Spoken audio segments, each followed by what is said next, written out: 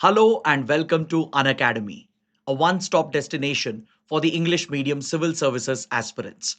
Very good morning and welcome to the most comprehensive Hindu analysis on YouTube. So let's start today's discussion by first looking at the topics that we are going to discuss. From the Delhi edition of the Hindu, I have chosen 10 important articles for a detailed coverage. Let's ensure that we cover them comprehensively so that you don't have to go back and read the newspaper again. But before we start, I have a very important announcement. If you're looking to enroll for our online classes, Unacademy is now providing a flat 50% off on the IAS subscription. You can now avail the course at just 19,999 along with a free extension of up to 6 months. I'm told that this offer will end tomorrow. So those who are interested, please head to the description box and click on the link. And on the subscription page, you will find a different price. But to avail the 50% discount with the free extension, you have to enter the code IAS English. So with this, let's get started with the analysis of today's The Hindu newspaper by looking at the first article. On page number 8, The Hindu has published a very insightful editorial on the topic of industrial disasters. See, when you look at disaster management, disasters are classified into two types. You have natural disasters such as earthquakes, cyclones, floods, etc. And you also have man made disasters. So, industrial disasters fall under the man made disaster category. Disasters arising out of human negligence is classified as a man made disaster. You can have industrial accidents occurring due to natural disasters as well. For example, an earthquake can result in an industrial accident. A flood can cause an industrial fire. But those are secondary disasters. But if an industrial disaster is occurring primarily due to a human error, due to human negligence, such disasters are classified as industrial disasters under the man made category. Now, the topic is in news because recently in Chhattisgarh, there was a horrific tragedy. In one of the factories, an industrial boiler exploded, killing 20 people. 20 innocent poor workers were killed in this boiler explosion. So, in India, boiler explosion related deaths are quite common. They keep recurring every now and then. So, it's important to understand the role of industrial boilers, the hazards attached with them, and what is the government doing to regulate the safety of industrial boilers. It's a very important topic for both prelims and mains under industrial disasters topic. See, boilers are generally used in multiple industries. It could be in thermal power plants, in metallurgical industries. Wherever steam is necessary to drive industrial operations, boilers are used under high temperature, high pressure conditions. So, whenever you're operating any equipment under high temperature, high pressure condition, there is always an increased hazard of an accident occurring. That is why it is of utmost importance to prioritize safety, be it in the design of the boiler, or in the operation of that boiler, or in the maintenance. It is extremely important to lay down the standard operating protocols, the SOPs, to prioritize the safe operation of such hazardous industrial equipment. But despite this, in India, we see repeated occurrences of boiler explosions. For example, in 2020, there was an equally tragic incident in Tamil Nadu. At the Neyveli thermal power station, an industrial boiler exploded, killing several workers. This happened right after the lockdown had been imposed to deal with COVID-19 pandemic. Then a similar disaster occurred in Vishakhapatnam, where a gas leak occurred at an industrial facility following the lockdown. See, generally, industrial equipment, they require regular and thorough maintenance. They need regular repairs. They need to be upgraded, especially whenever the factory has been shut down for a few weeks or few months. When you're restarting a plant, it is very important to follow all the safety norms. So when the COVID-19 pandemic had broken out, the lockdown restrictions came in, all these factory facilities had been shut down for at least few weeks. So when they started the plants again, when they tried to restart the equipment, that's when these disasters occurred in Vishakhapatnam, where there was a deadly gas leak that killed many workers. That's when the boiler at Neyveli power station exploded, killing many workers. So this highlights the importance of maintenance of equipment, regular repair, upkeep of the equipment, and the proper operation, the safe operation of hazardous equipment. So let's look at what are the rules in India, what's the regulatory framework that's present in the country, and how important it is to strike a balance between ease of doing business and industrial safety and occupational safety. Now, when you look at any government regulations that applies to the industry, we've already understood in many of our previous sessions that regulation should not be over excessive. It should not be excessive, because when regulations are excessive, it only results in inspector Raj, a license Raj mechanism, where government inspectors will become rent seekers, taking bribes from industry owners and factory owners to give them licenses and certificates. This ends up crippling ease of doing business. So, to support economic growth, to ensure enough job creation happens, you need to facilitate ease of doing business with limited regulation.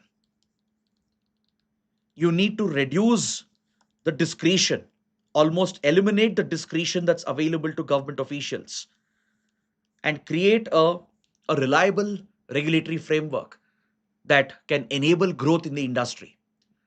But that does not mean that you can compromise on safety. See, both are contradicting objectives.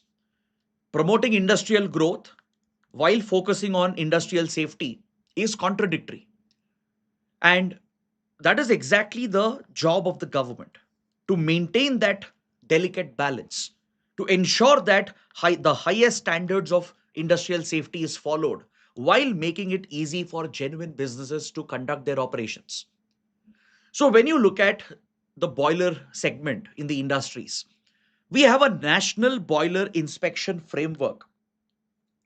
The National Boiler Inspection Framework, which actually sides with ease of doing business model. It has been recently updated, it has been diluted and simplified to make it easy for industries to run their operations. But it ends up creating a model where factories are actually getting incentivized to not focus on repairs and maintenance. See, first of all, in a very competitive economy, factories operate on very tight margins. They try to save cost as much as possible. And usually they cut down on maintenance and safety procedures and repairs. They may not upgrade the equipment. Because one of the challenges with boilers is primarily scaling that can build up within the boiler and the pipes. Since hard water tends to be used in these industrial boilers, a lot of sediments will start building up. The scale will start building up within the boiler and the pipes, which could cause obstruction when high pressure steam and high temperature conditions are present. This could result in the structural failure of the boiler itself. It also depends on the overall design and the safety features of the boiler which has been installed. So it requires regular upkeep and maintenance, and any deficiencies will have to be plugged immediately. But most factory owners, they'll try to cut corners, they'll try to cut down on the cost. And the National Boiler Inspection Regime facilitates that in the name of ease of doing business. So this model is not suited for industrial safety and occupational safety. Recently, the government has notified the boiler accident inquiry rules. That is, after an accident occurs, an investigation is ordered to find out as to what went wrong. So, under the new inquiry rules, the owners of the factory, they do not clearly face any criminal liability. If you look at the new labor codes that have been brought in, the Code on Occupational Safety, Health and Working Conditions Code, which is supposed to prioritize industrial safety and the safety of industrial workers who work in hazardous environments. This code does not clearly provide for criminal liability to the owners, who principally are the employers at this plant. Instead, it shifts the responsibility to the contractors. See, many times in industries, the actual owner of a factory may not be operating the plant.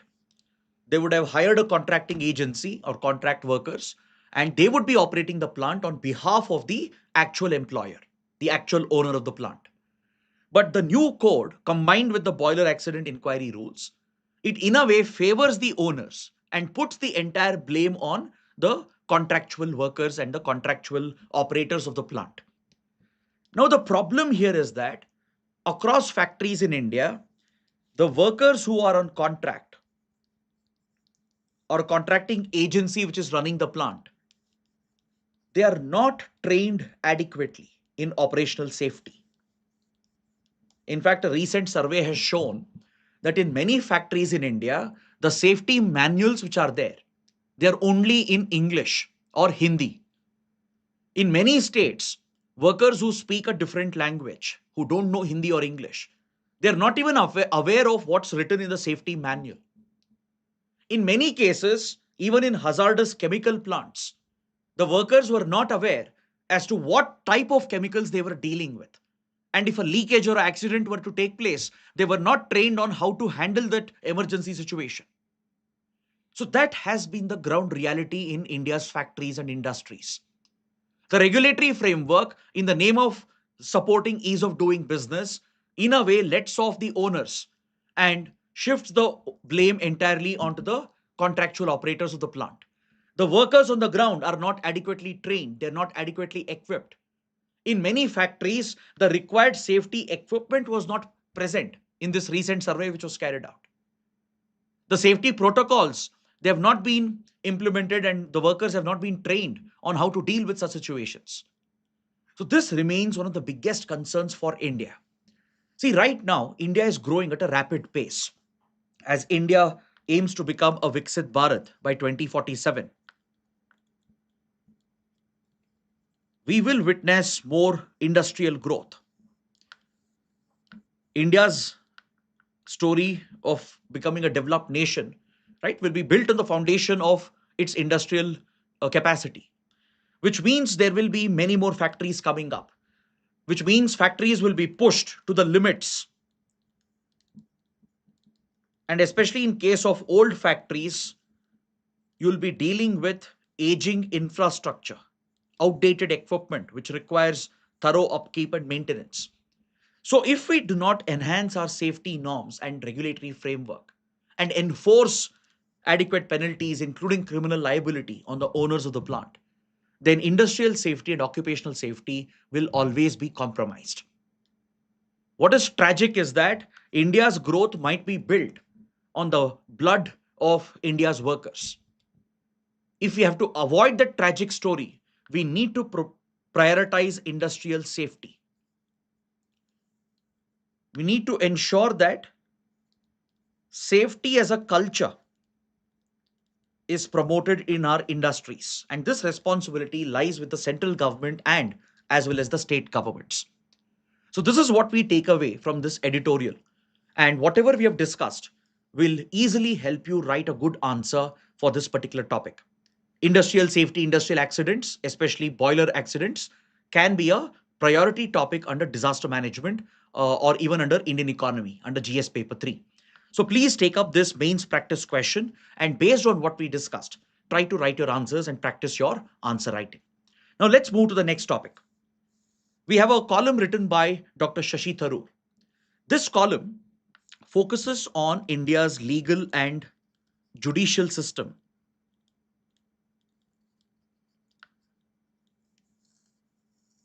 And the focus of the author is on the sluggishness that you find in the Indian judiciary. How cases move at the pace of a slug, how a snail, right, barely moves throughout a day. That's the speed at which our legal and judicial system moves. So, what used to be a phrase and a warning that justice delayed is justice denied.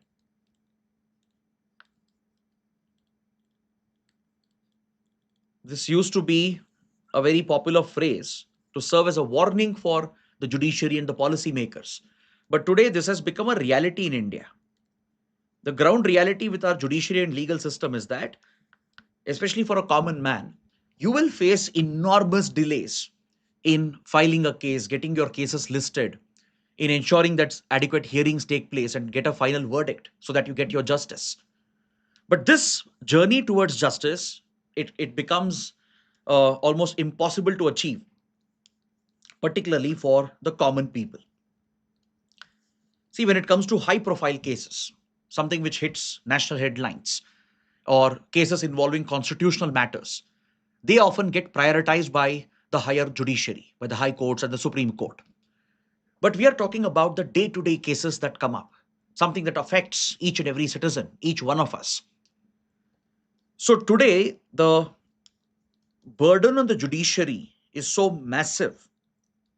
The backlog is so massive. There are 5 crore cases pending in our judiciary. So, as a result, it almost takes an entire generation to, to see a case to its logical conclusion. Especially if you take, let's say, property dispute, for example. A property dispute which started probably 20, 30 years ago would still be ongoing. Just imagine the financial burden on the litigants. Imagine the kind of morale, the negative morale it builds. Essentially, people will start losing faith in rule of law. People will start losing faith in the democratic system itself if the system does not deliver them justice. Now, you tell me, what's the point of passing a verdict 20, 30 years later? That is no longer justice. Justice delayed is justice denied. As I said, it's no longer a warning. It has become a reality, a lived reality in India. So this results in the erasure of confidence in rule of law. People will start losing faith and confidence in the system, in the judiciary, in the overall democratic setup itself. And you see a stark contrast here. Those who are rich and powerful are able to push their cases ahead, whereas the common man, the weaker sections, they will never even get a hearing. Even if they get a hearing, after traveling to the court, the judge will simply adjourn the case. There are many instances where frivolous adjournments are done. They hold a hearing just to decide another date when the hearing can be held. This has become the reality, especially with our lower judiciary. So you tell me, is it viable for a common man from a rural area, farmer, or a tribal a person from a remote area to travel to the nearest town or city to access the session court and the civil court, or to travel to the capitals to access the high court and the Supreme Court each and every time? So justice today has become about access to money, access to influence, and also depends on the profile of the case itself. High profile cases tend to get more priority and importance, whereas the day-to-day cases that affects the common man never gets a proper chance. So this has resulted in justice becoming a mirage for the Indian public. In fact, what I would like to say is that time stretches much more in our judiciary compared to a black hole. You would have studied that at the edge of a black hole at event horizon, time dilates, right? Probably time dilates more in our judiciary than it stretches at a black hole. So that has been the lived reality of our population, especially for the common people. Now, this can become a very serious concern when you look at criminal cases, when you look at cases filed under very serious legislation such as the UAPA or the PMLA, under Unlawful Activities Prevention Act, which is India's primary anti-terrorism legislation. Bail is almost impossible, and the accused end up spending a number of years in jail even before the trial actually begins. Even if the trial begins, the trial takes many months and years. And throughout this period, the accused is denied bail. So the process itself is becoming a punishment in India. That is the point that the author is also trying to highlight. The very judicial process is becoming a sort of a punishment. In case of criminal cases, the accused end up being lodged in jail even without a proper trial. There is an inclination in the judiciary in such stringent laws, under such stringent laws, to ensure that the accused remains incarcerated over giving preference for granting bail because the provisions are so stringent. Same with Money Laundering Act, the Prevention of Money Laundering Act. Getting bail is near impossible once charged, and the accused faces incarceration. Now, let's say such trials take years and years, and finally, the accused is held not guilty. The accused was innocent. Then, what about the damage caused to the individual's reputation?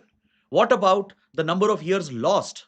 The precious years that are lost, the image and the status which has been lost, that can never be restored, right? Let's say an innocent person falsely implicated under UOPA charges, accused of terrorism, gets acquitted 8 or 10 years later. The courts determine eventually after a decade that there was no evidence to begin with. Now, who will compensate for the individual who has suffered such a significant loss? Families would break up. One's image and social status is lost. And apart from that, the precious time once lost cannot come back. So the process itself is becoming a punishment in the Indian judiciary. Be it a simple case like a property case, or a simple litigation between two parties, or even high profile cases from terrorism to money laundering to corruption. The sluggish pace at which Indian legal system moves is a very, very serious concern for the citizens, for the government, and for the country itself. So that's why Dr. Shashi Tharoor is suggesting certain reforms, reforms that all of you are aware of. For example, the judiciary, to be fair, has already tried implementing certain piecemeal reforms. For example, making the courts more digital, from online trials which are held through virtual hearings, which really picked up momentum during the COVID-19 pandemic, to digitization of the court records. Things have started improving with the adoption of better technology,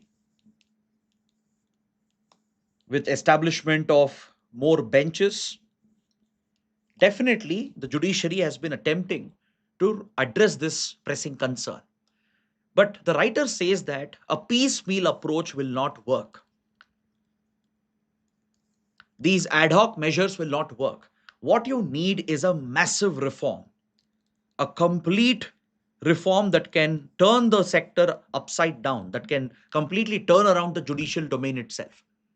What you need is a large scale adoption of AI, which can help in legal research for the judges, who can save precious time in going through previous cases and judgments and reserve their capabilities to focus on the current cases which are ongoing. Complete digitization of the courts, which could significantly reduce the overall duration that a particular case will take. So, such extensive reforms are necessary. Creating more localized benches, ensuring that vacancies are filled on time, ensuring that more judges are recruited at the lower courts, at local civil courts and session courts, at trial courts, fast tracking those cases. And this has to be done on a war footing, as if it's an emergency situation. Only then India can tackle this Herculean task which is lying in front of it. 5 crore pending cases. So, as they say, justice delayed becomes justice denied. It's not just a warning anymore, it has become a lived reality in India. So, let me know what is your take on this. What can be done to reform the Indian judiciary? because the sluggishness of our legal system has deprived millions from access to justice.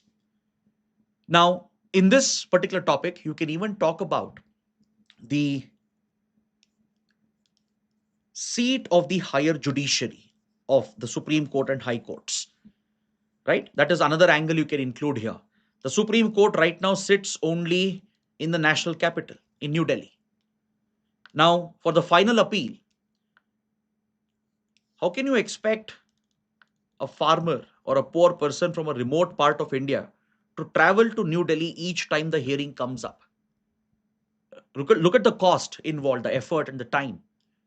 This is a cost that most litigants cannot bear.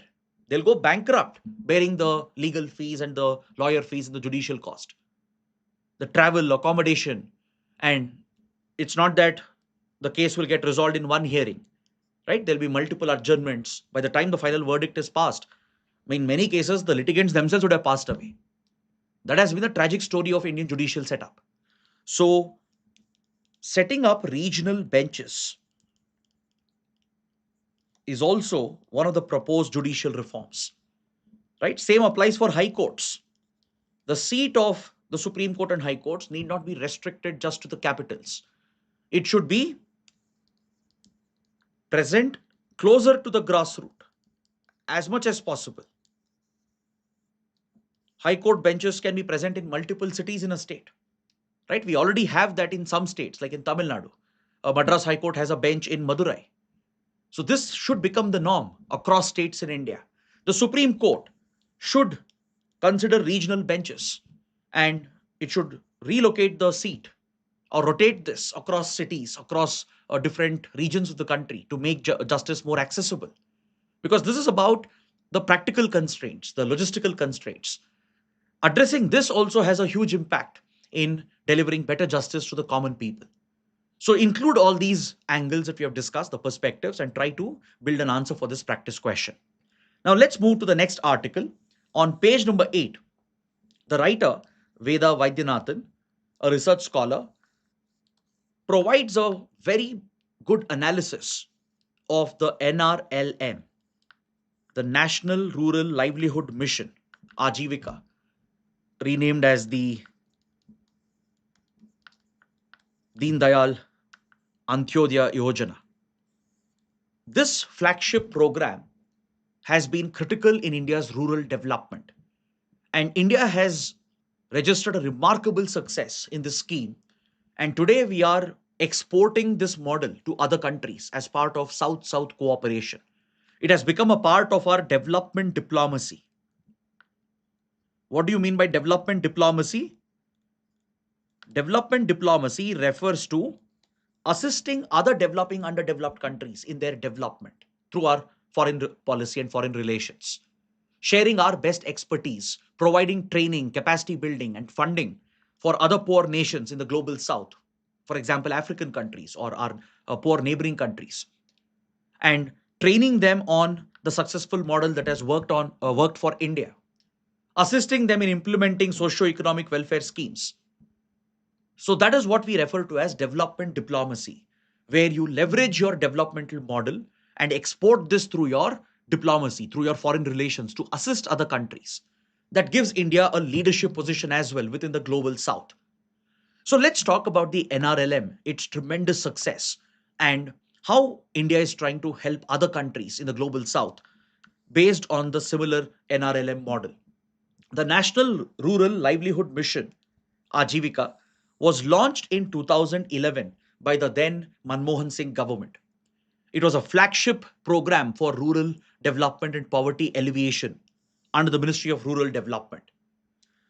It was designed as a program to focus primarily on women, to promote the establishment of SHGs or self-help groups at the community level. So it's not just some cash transfer scheme. It's not like a populist scheme. It's a very well-designed, well-intentioned scheme to promote community-led ownership, entrepreneurship through women-led self-help groups and organizations, to create employment, to promote financial inclusion, and in the process achieve women empowerment. So it's a scheme with multiple objectives, with multiple goals. And it has received adequate support under the Modi government as well. So, irrespective of the party in power, this particular scheme has received sufficient budgetary support and administrative backing, and it has been very well implemented on the ground. So, according to the writer, the NRLM has had a huge impact, a transformative impact in rural development and poverty alleviation and women empowerment. More than 20 million women members of these self help groups. Today, they are earning more than 1 lakh rupees in income. This is making women financially independent. And these SHGs and the women workers, they are tied with the formal banking and credit system, driving financial inclusion. These women workers, they hold bank accounts, and the money they earn through their skills or through their community operated businesses, it's being directly credited into the bank accounts of these women, thus driving banking and financial inclusion, creating a community based resource and formalizing the economy at the same time.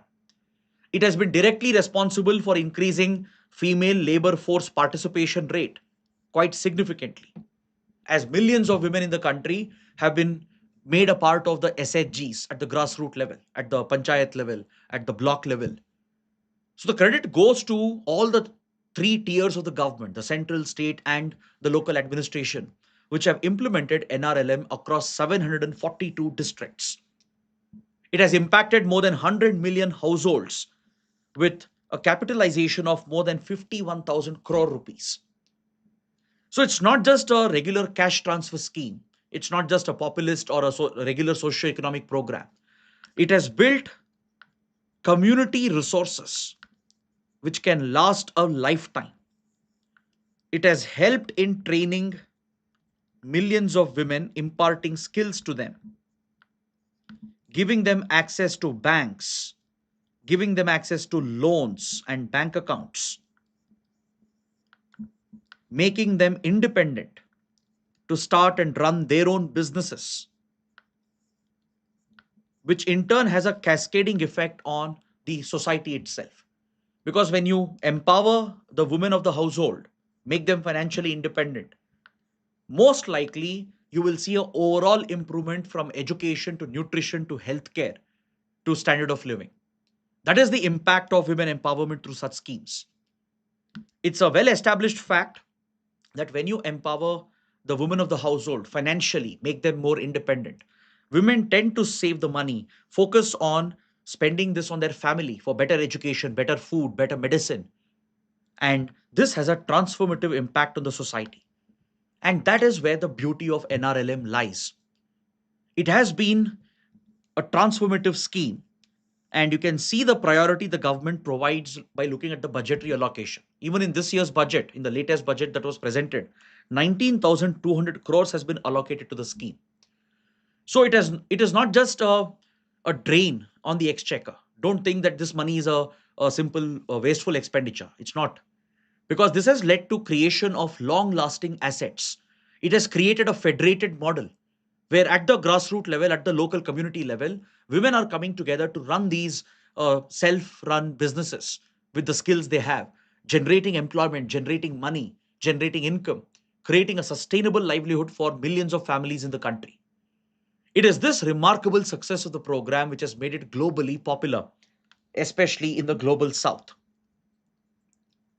Within the global south, amongst developing underdeveloped countries, India's NRLM Ajivika has become very, very popular, especially in Africa, countries which face similar problems. Countries such as Ethiopia, Kenya, Tanzania, they all share fantastic relations with India. So they are looking to learn from India's model, from India's experience. These countries are sending their officials and diplomats, their workers, to learn the NRLM model from India so they can replicate this in their countries. Because in Africa as well, there is a severe developmental gap something that India also experienced and continues to experience. So this is a shared experience of two developing regions. In African countries as well, there is a focus on promoting women empowerment to make women self reliant and independent, financially independent, to link them with the banking system, and to create employment and jobs at the local grassroots level. And these entities, they become largely self reliant with little dependence on the government for support. So Africa wants to replicate this model for its women. And this is where India is playing a critical role. We are exporting the NRLM model, not for money, but as a goodwill gesture. This is what will create soft power influence, which can easily turn into strategic influence for India. Since Africa and global south, they are a priority for India, it helps India project itself as a leader of the global south and share its experience.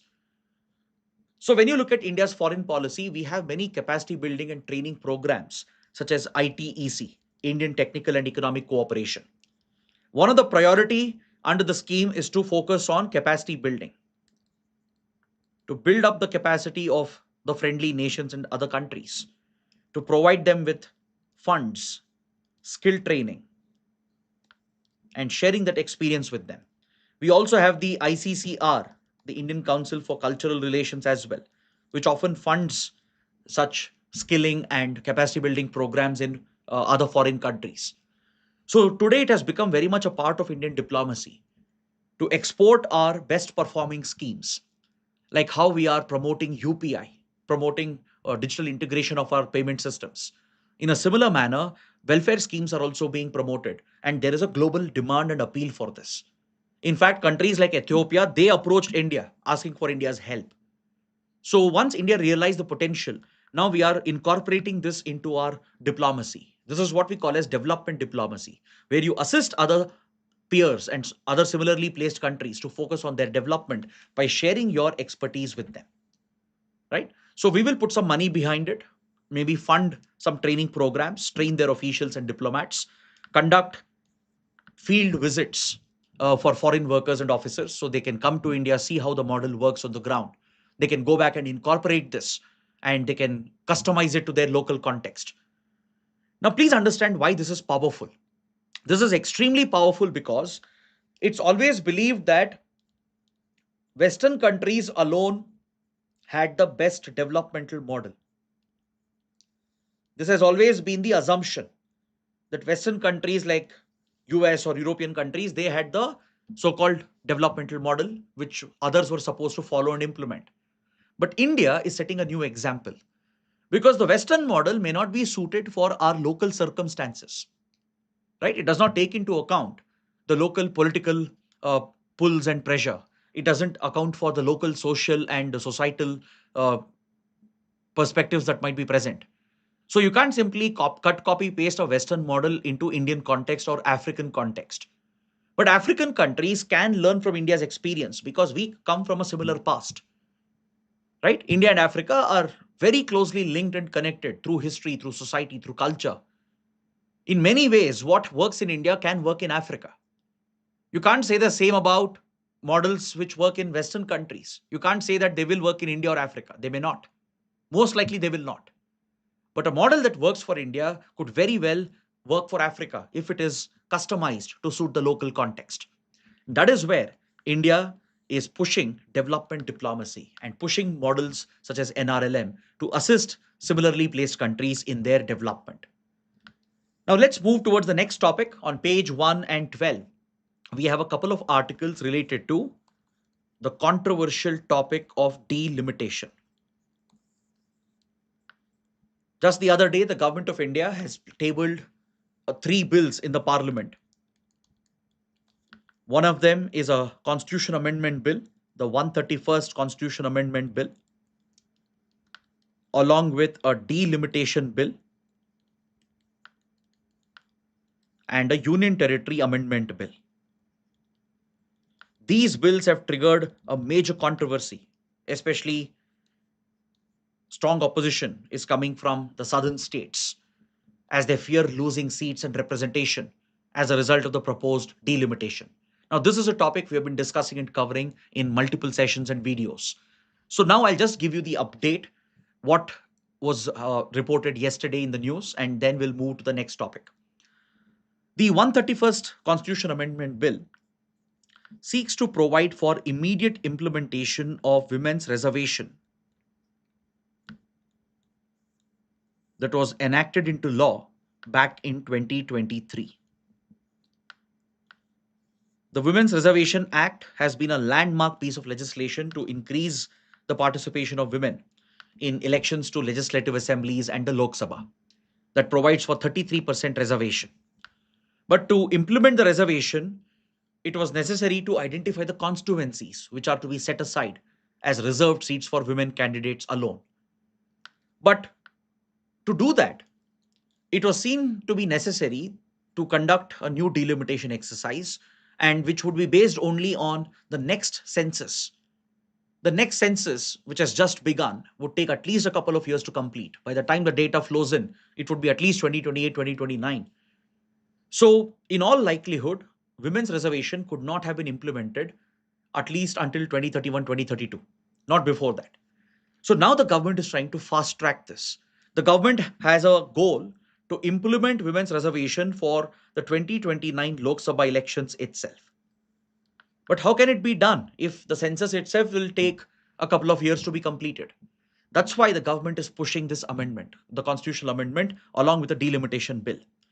See, to understand this in slight detail, you need to go back and look at what Indian Constitution says about delimitation and allocation of parliamentary seats to the states. Article 81 and Article 82. See, when you look at the Indian Constitution, it provides for proportional representation to the states, so that as per the population of the state, each state will have a proportional representation in the parliament, so that they are given a sufficient voice at the national level.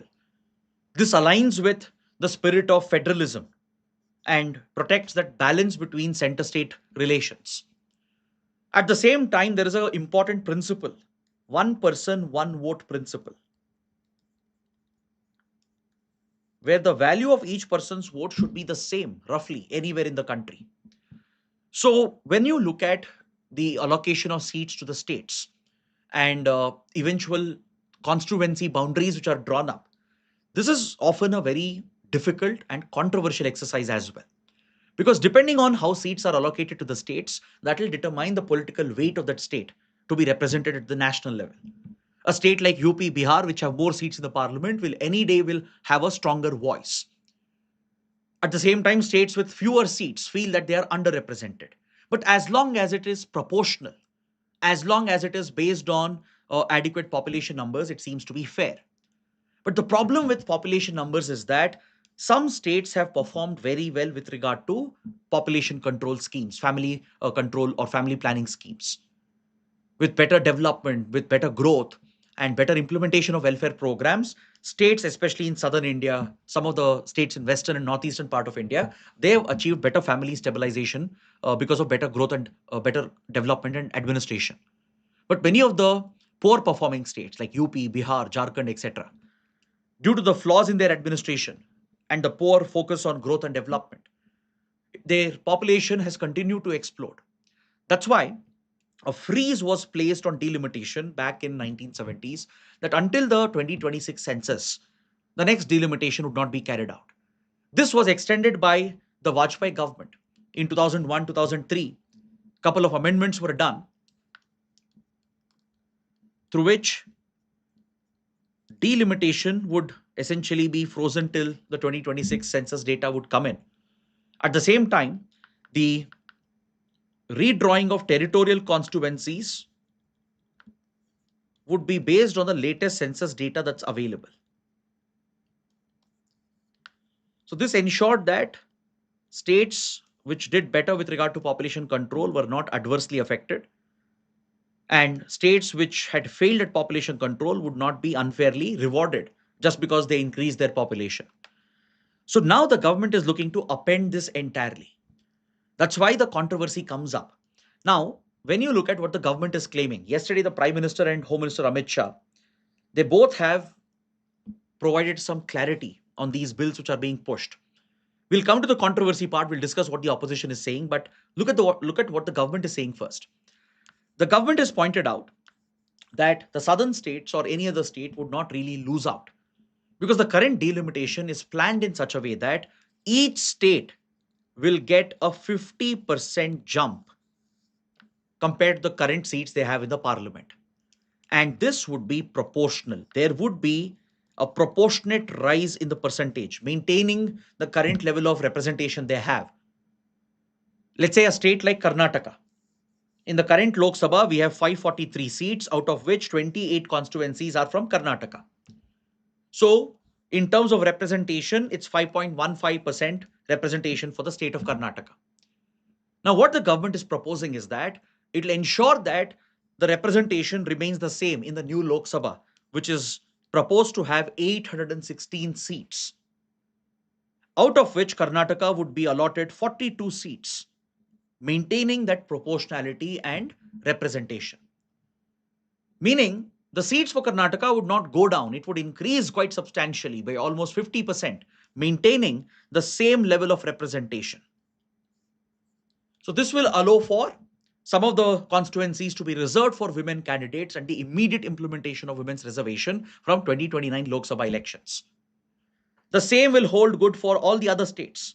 Andhra Pradesh retaining its representation of 4.65% with a near 50% jump in its seats. Same goes for Telangana. Tamil Nadu as well. In fact, Tamil Nadu would even see a slight increase in its overall representation with a 50% jump in its total seats in the parliament. The same holds good for Kerala. The same formula would be followed for every other state, according to what the government is saying. In fact, the government is criticizing the opposition, saying they're spreading misinformation, creating unnecessary fear. Because the other day, MK Stalin, the Chief Minister of Tamil Nadu, has burnt the delimitation bill copy. Other opposition leaders are calling it an attack on democracy. The opposition parties are saying that the government is using the women's reservation route to fundamentally alter India's democratic setup, to try and kill democracy itself. Such serious allegations are being made. So, see, eventually, it is necessary as the country grows to ensure there is better representation through adequate number of MPs. And that would require carving out the constituencies once in a while. But again, it can't be done in a manner that would disproportionately negatively affect states, especially states which have performed well. You can't disincentivize them and punish them for doing better with regard to economic growth and family planning, right? So government is assuring the nation, assuring the southern states especially, that nothing would change. In fact, you would have the same representation with more seats, which will provide for better governance. More importantly, it will provide for reserving seats for women candidates, fulfilling a long held objective of this nation, which would mean more women representatives, which would empower more women across the country and could have a transformative impact on Indian politics. So the government is calling on the opposition to completely and wholeheartedly support the move. But the opposition parties are completely against it. As I said, they are considering this as an indirect way of breaking constituencies on convenient lines to divide voters on different identity lines so that the ruling party could alone benefit from elections. The opposition leaders are saying we have seen such exercises in Jammu and Kashmir, in the Union Territory of J&K, where a controversial delimitation exercise was carried out. And it has been alleged that by the opposition leaders, constituencies like Jammu have been divided on communal lines to favor the ruling party. So the truth lies somewhere in between, right? Both seem to be extreme statements coming out from the political parties. Now, when you look at delimitation as an exercise, the Delimitation Commission, constituted through the Delimitation Act of the Parliament, it has an incredible responsibility of carving out the territorial constituencies, the boundaries of the electoral constituencies in the country. But for that, population data, based on the latest census is critical. So, since previously a constitutional cap was placed to hold off the redistribution of parliamentary seats among states until 2026 census was done. Now, this clause has to be done away with. See, anyways, by next year, this clause is going to expire, right? The next census data automatically would have become the basis for delimitation and women's reservation as well. But the government wants to do it quicker. The government is saying now we'll use the 2011 census data for now. And once the ongoing census is completed, the latest data would be used probably by next decade, post 2035. So the government sees this as a genuine push to increase women's representation by implementing women's reservation. But opposition sees it in a different manner. They are considering this to be an act of a authoritarian state, colluding with election commission, delimitation commission, trying to carve out constituencies and trying to rig elections in a way. So that's a very strong accusation coming from the opposition parties. Southern states are concerned and worried that they might lose their overall representation and weight in the parliament. But to be fair to the government of India, the proposed model will provide for a fair representation, maintaining the current levels of representation. But yes, in total numbers, if you purely look at the number of seats, states like UP, Bihar will see a significant jump, making them much bigger political heavyweights, which could undermine the smaller states and the southern states. So that is where the fear stems from. That politically, some states which are already dominant in national politics will become even more dominant. And this could undermine the well performing states, states which have contributed to a large part of our nation building. So it's a very controversial topic indeed, but we will follow this as the story continues to develop. Next, a big development with regard to the West Asia conflict. Donald Trump has announced that Israel and Lebanon have arrived at a ceasefire. Now, this acquires a lot of significance because this was a precondition for Iran to negotiate with United States to work out a ceasefire and a peace deal. In the recent Islamabad talks that was mediated by Pakistan, one of the preconditions that Iran had placed in front of the US was that Israel should be forced to stop attacking Lebanon at will. Because in Lebanon, you have this Shia militia called Hezbollah, which is a covert proxy of the Iranian state, sponsored, funded, and trained by the IRGC, which Israel considers as a legitimate target. So, as part of the war, Israel has not only attacked Iran, it has attacked Hezbollah and its positions in Lebanon, particularly in southern Lebanon, and it has even carried out disproportionate attacks in crowded, populated cities like Beirut, leading to a lot of civilian casualties where lakhs of people have been displaced. Hundreds of innocents have been killed, including children. So Israel is accused of using disproportionate force, but Israel says it's a necessity to ensure its security of the northern Israel because Hezbollah from southern Lebanon has been launching rockets, missiles, and drones into northern Israel. So Iran had made it a condition that as part of the temporary ceasefire that was announced on April 8th between US and Iran, Iran expected Israel to stop the war on all the fronts. Iran was expecting that the temporary ceasefire will halt the hostilities, not just against itself, but even against its proxies, from Gaza to Lebanon to Yemen. But Israel and US said, we have made no such commitments. In fact, Israel stepped up the attacks on Lebanon and Hezbollah after the temporary ceasefire was announced. So when the talks broke apart and US and Iran didn't arrive at a deal in Pakistan, one of the prime reasons was believed to be Israel's continuing attacks on Lebanon, targeting Hezbollah. Now, with the intervention of the US, it's believed that US has exerted some pressure on Israel to stop the fighting on all the fronts. It has convinced both the parties involved, including the Lebanese government, to agree to a ceasefire that currently brings all the operations to a temporary halt. This could probably pave the way for the next round of talks, which Pakistan is again trying to put in place. According to this article on page 16, Pakistan's army chief and field marshal Asim Munir has visited Iran to meet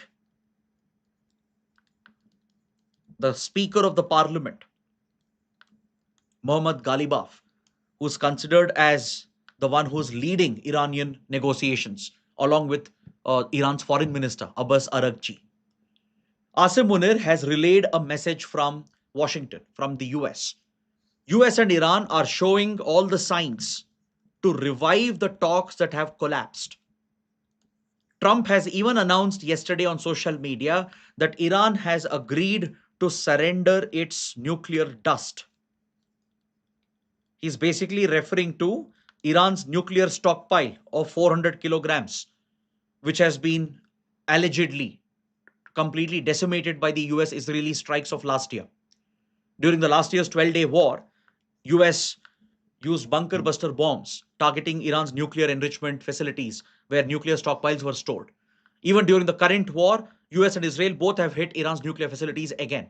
So Trump has always claimed that Iran's nuclear material, the enriched uranium, has been decimated to dust. That's what he calls nuclear dust, though it's not verified whether the nuclear stockpile has been really destroyed or not. But Trump has claimed that Iran has now agreed in principle in the back channel talks that are going on through Pakistan that Iran is ready to hand over the enriched stockpile of uranium. So, if everything goes well, the signs are there that probably the conflict might reach an end, with Israel committing to stop attacking Hezbollah and Lebanon, and Iran agreeing to hand over the enriched uranium stockpile, with other conditions being implemented on all sides. Right? But of course, US, Israel, they would want complete disarming of Hezbollah, which Iran and Hezbollah would never accept. They might even pressurize Iran to stop backing and sponsoring proxies such as Hezbollah and the Houthis and Hamas. But Iran, on this point, may not agree to it.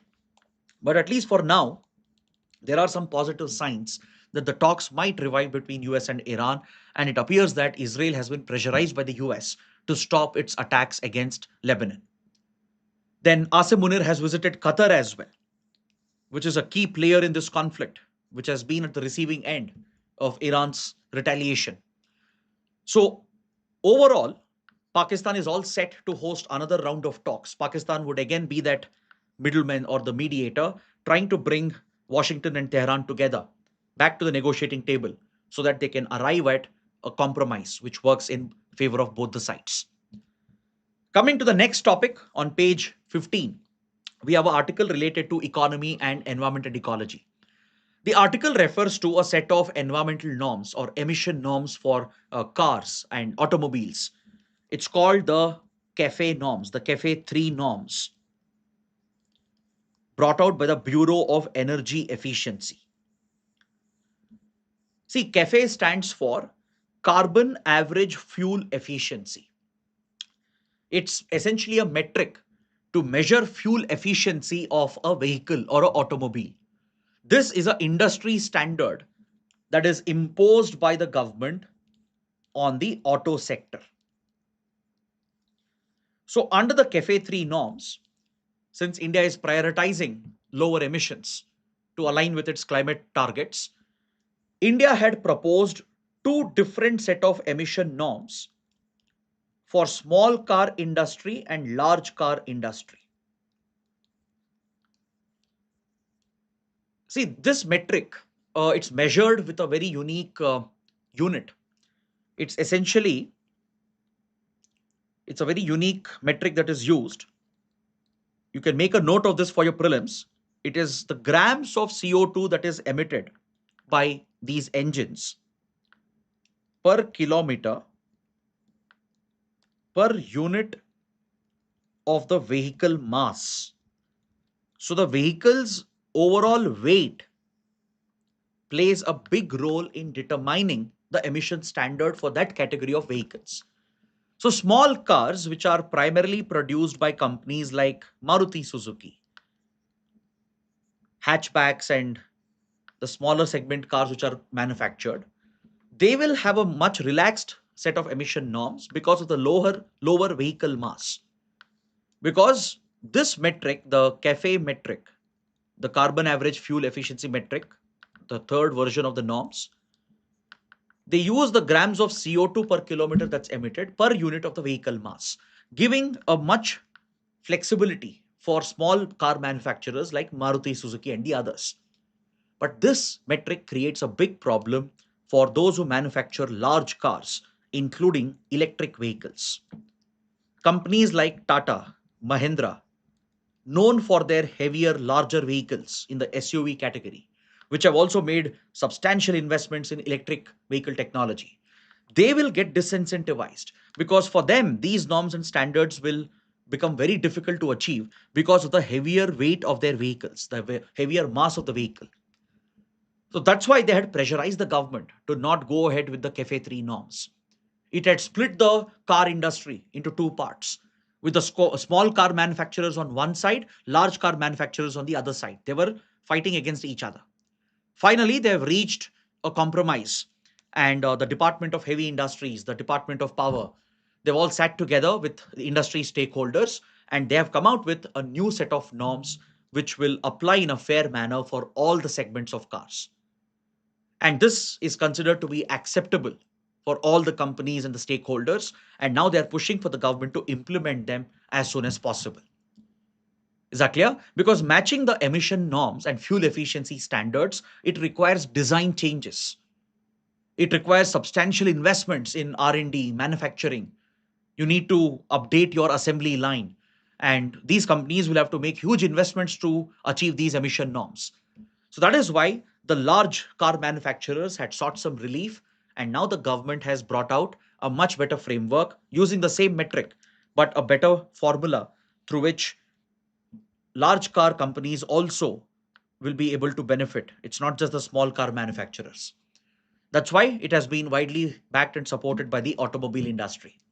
Now, coming to the prelim section, we have four small articles. Let's quickly go through them. On page 15, we have this article referring to India's Zambia critical mineral relationship.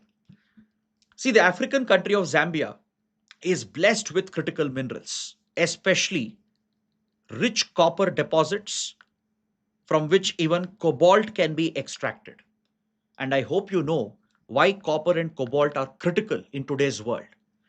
Cobalt is absolutely critical for electric vehicles, your electronics such as mobile phones, etc. Cobalt is crucial in electronics industry for batteries, etc. Copper is also equally important in the power industry, in electronics industry, even in the construction sector. So for new age technologies from AI to electric vehicles, both copper cobalt are critical minerals. And countries like Zambia are blessed with vast deposits. Because please understand, cobalt is a byproduct of copper mining. If the copper deposit is of the right composition, right, it can be used to extract cobalt as well. And Zambia has one of the best copper fields in the planet. So India had entered into this strategic relationship with Zambia to scout for copper and cobalt deposits in the country and bring Indian private mining firms to secure mining rights in Zambia. But right now, according to this article, the talks between the two sides, it has stalled over the discussion of mining rights. So this can be a cause for concern for us because Zambia is extremely crucial. Please look at the map here. I'll show a very important region, the copper belt of Zambia. This is where it is located. The copper belt here accounts for 58% of the world's cobalt bearing copper resources. It stretches into the neighboring country of DRC, the Democratic Republic of Congo.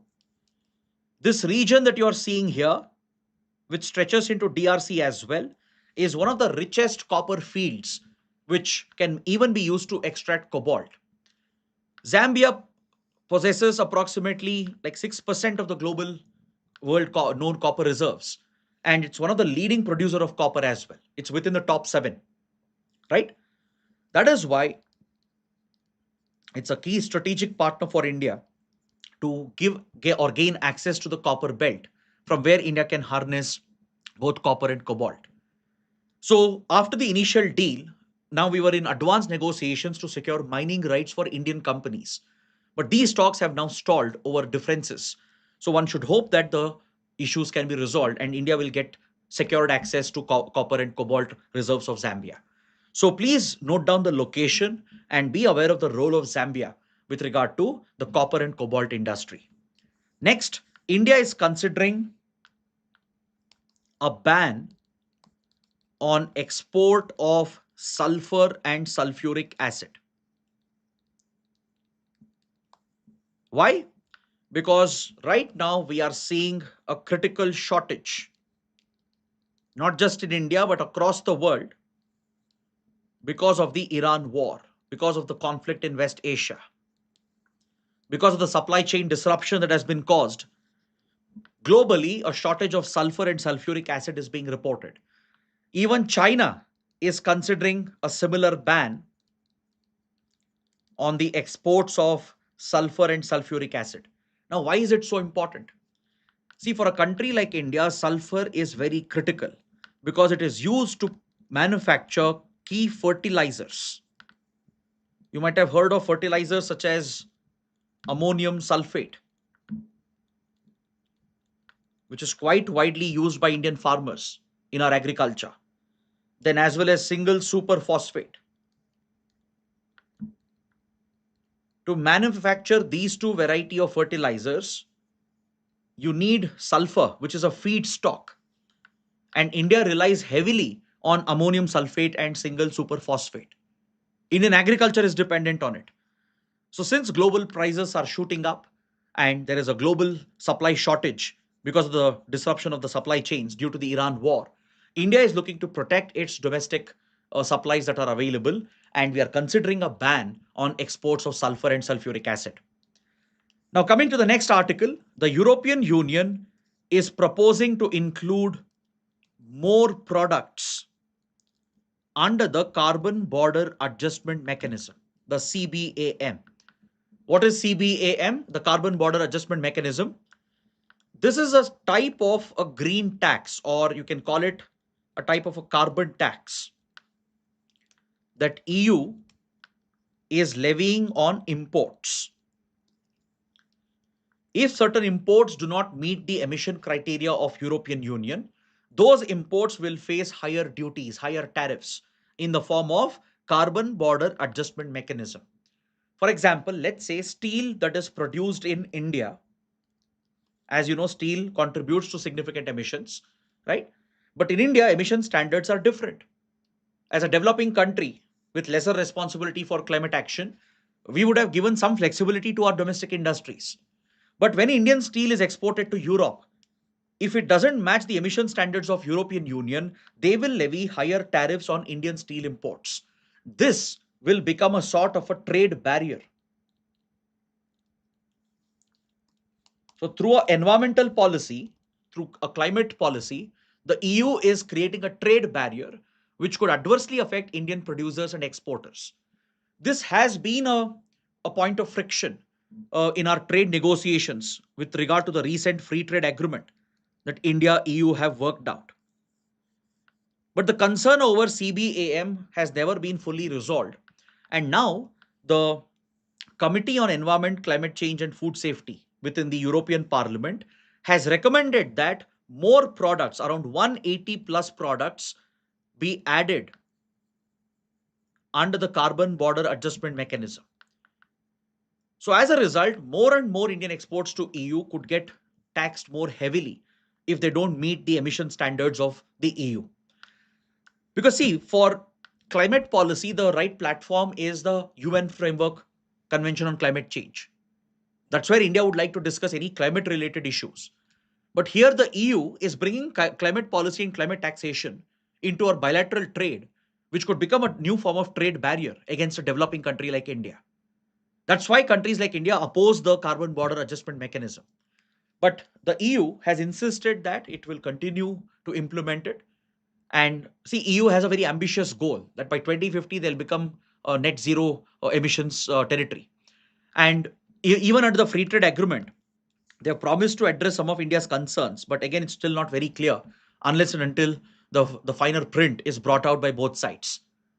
So this will continue to affect the implementation of the FTA, and it will continue to have an impact on India-EU trade relations as well. Now, coming to the last topic for today on page 16, there's this small article that refers to the Qasrak Air Base in northeastern Syria. This was a key air base located at the northeastern tip of Syria in the Kurdish region, which was essentially an American air base. The US was primarily using the Qasrak air base, especially the CIA, to run its covert intelligence operations aimed against the Islamic State.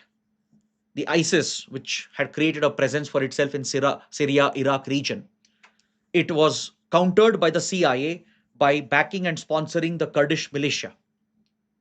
The Syrian Kurds and Kurdish militia such as YPG, they were funded by the CIA and armed in order to counter the Islamic State in the region. So this airbase has been critical for CIA's covert operations against Islamic State, and as well as for American special operatives, American special forces involved in covert operations in Iraq and Syria. It was also a logistical route to carry supplies into Iraq, where US is involved in multiple counter-terror and covert operations. So this is where Qasrak Air Base is located in northeastern Syria. So please make a note of the location. Just be familiar with it, because American military bases in West Asia has been in the news. Iran has taken aim at all these American military bases, including the bases in Iraq, such as Erbil, as well as Qasrak in northeastern Syria. So such facilities are frequently in the news. So just make a note of its location. Be aware in which country it is located. So now the US forces have vacated this base. On this note, I bring today's analysis to an end. I hope it was an interesting and useful discussion. If you liked it, do press the like button, share your comments, and don't forget to subscribe to our channel. Thanks for watching.